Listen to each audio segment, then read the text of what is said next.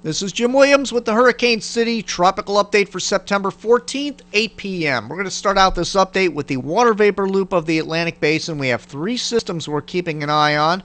First of all, we have the main feature here, which is Hurricane Igor, powerful Category 4 hurricane that is moving northwest and strengthening at this hour.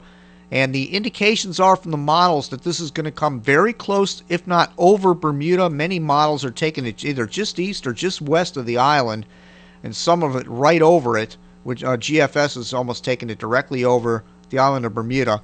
Now the Euro is shifted a little bit further west, and it has it coming like this and almost splitting the uprights and then turning out into the open Atlantic. So let's hope that that happens.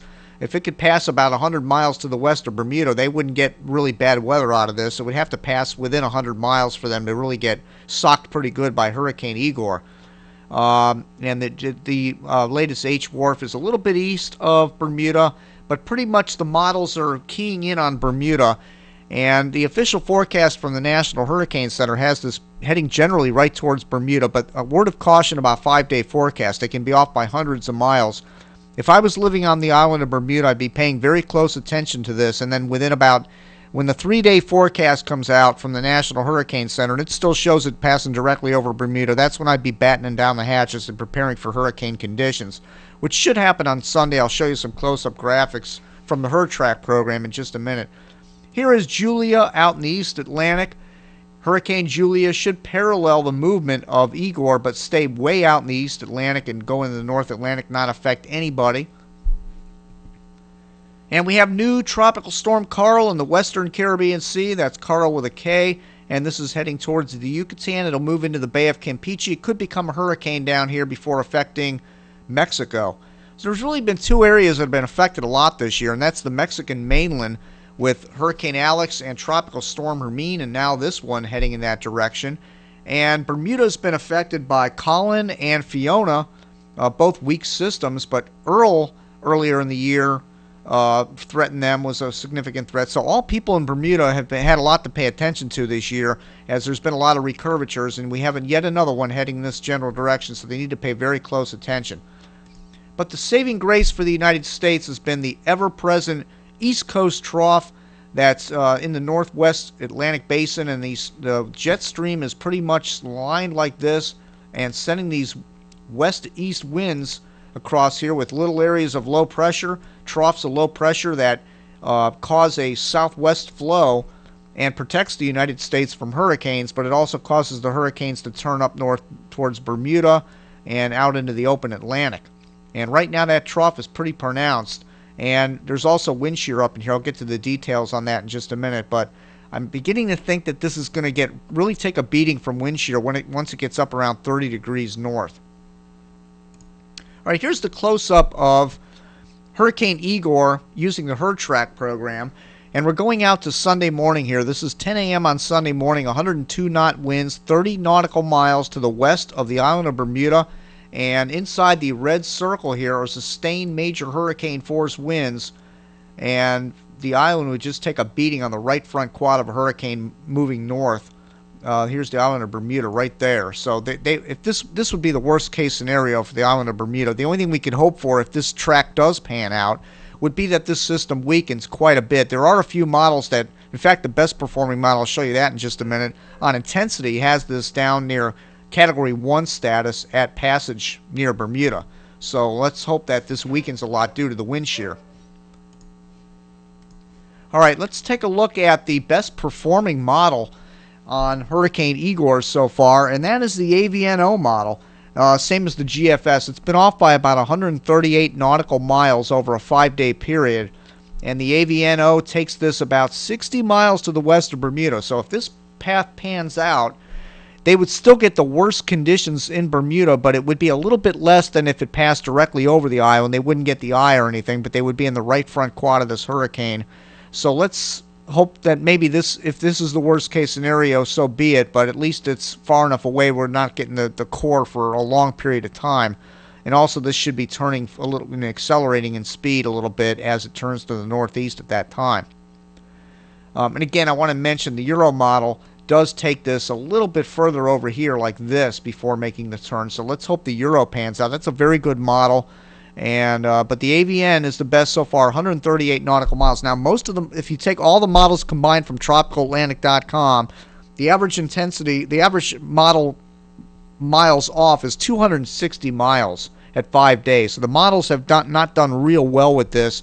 And the problem is because it's continued to move a little further west, kind of like what Earl did, and kind of screwed the models up. They've been performing well up to that point until it went a little bit further west rather than turning northwest earlier, like the models had thought would happen. The models have shifted to the west. That's where most of the error has come in, but about 260 miles off on the models.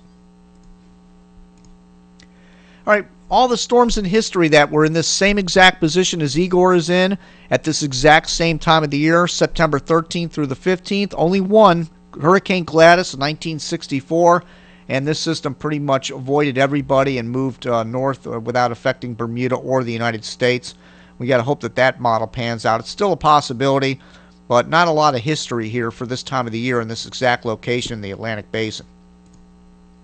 All right, here is Karl, our new tropical storm Karl, and this is in the western Caribbean Sea. Here's the forecast from the National Hurricane Center using the HurTrack program going out to the 15th, which is tomorrow morning, and this will be around 11 a.m. as a 50-mile-an-hour tropical storm coming into Punta Allen, just south of Punta Allen, Mexico, which is right here, and that's one of the cities in the Hurricane City database. It'll pass about 28 nautical miles to the south of Punta Allen, and that is number 6 on my city picks this year for tropical storms and hurricanes.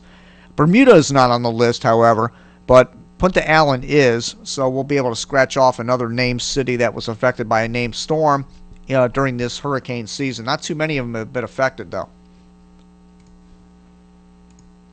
right, here are the models on Karl. The consensus is, again, into the Yucatan, through the Yucatan, into the Bay of Campeche, and then there's quite a spread between, say, up near Tampico and up near La Pesca, Mexico, and all the way down toward Veracruz. Some of them go as far south as that. So, and in fact, there's a couple of models that swirl this around down here in the Bay of Campeche as a hurricane. So we'll have to keep an eye on that. We'll have a long time to watch this. All right, here's the upper level wind shear from the University of Wisconsin, and I wanted to show you this because this is textbook upper level support for hurricanes. Look at this. We have a high pressure ridge over the top of Igor out here spreading out, and these are in the upper levels, fanning the clouds out, allowing this machine to continue to operate without any impediment from the upper level winds. And look at Karl over here. Here's another high pressure ridge right over the top of Karl, and that's protecting it from wind shear and allowing it to build up into the atmosphere. Luckily, this is running out of real estate. Some of the this was Invest 92L, and some of the models thought it would develop way over here in the eastern Caribbean, but that never happened. It's finally a tropical storm now, and it's going to move inland and lose its source of water, and then it'll reemerge in the Bay of Campeche, where it could become a hurricane. In fact, I wouldn't be surprised if it did. And then here we have our wind shear up here, 40 knots a shear, 30 knots a shear, all up in here. And the way this jet stream looks right now, it's not going to back off anytime soon. So I would assume that by the time Igor gets up here, I expect two things to happen. I don't get too opinionated on forecast tracks this far in advance, but I feel pretty confident that two things are going to happen with Igor. It's going to weaken significantly due to this wind shear, and I think it's still going to go a little bit east of Bermuda, even though some of the models are taking it west of the island. I still think it's going to have a tendency to want to go east of Bermuda rather than west of it. Due to the fact it's moving so slow. This high is not building up air like they had anticipated, so I think this might make a turn to the north a little bit quicker than what's anticipated. We'll watch for the model shifts coming up here in the next day or two on this. All right, here are the pressures out in the Atlantic using sailweather.info, and here we have the a 1016 millibar steering line. It ends right about here. And Igor is already beginning to feel the weakness up here, and it's begun to make the turn to the northwest, and the pressure is around 1015 up near Bermuda. So I would assume it's going to follow that line here, and this high is weakening, breaking down a little bit, and the trough is strong out here. So I think this turn might take place a little sooner here and maybe go east of Bermuda. Let's hope that happens. But people in Bermuda need to be very aware of the fact they could have a major hurricane here over the weekend. All right, here is the East Atlantic water vapor image, and we have Hurricane Julia out here. We haven't talked too much about this, but again, this is going to move north and not be much of a factor. It's going to be a fish storm in the North Atlantic. But here's another system ready to come off Africa. This could become Lisa. That's the next named storm on the list. And this would head off to the west. And some models are indicating this is going to take a more southerly route. So this might be one that the United States and the Caribbean is going to have to watch very closely. And here's the steering flow from Sims. And again, it's pretty clear cut here what the steering flow is. Here is the steering flow around Igor. Would take it up through the weakness here, generally towards Bermuda, and then off to the northeast. And here's a high pressure ridge over the southeastern United States that's going to steer Karl through the Yucatan and in towards Mexico. So it's a pretty clear cut steering flow right now in the Atlantic Basin. The question is, how close is Karl going to get to, or Igor going to get to Bermuda, and is Karl going to strengthen and become a significant hurricane heading into mainland Mexico? Well, one more thing I want to show you is the model, the intensity forecast on Igor, because this is so important with this heading toward Bermuda. The GFNI model, which is the Navy version of the GFDL model, has been the best performer on this system, off by about 12 knots over 5 days. And that takes it at day 5 down to 80 knots. And if that's true, then that would be good news for Bermuda. They won't have to deal with a major hurricane.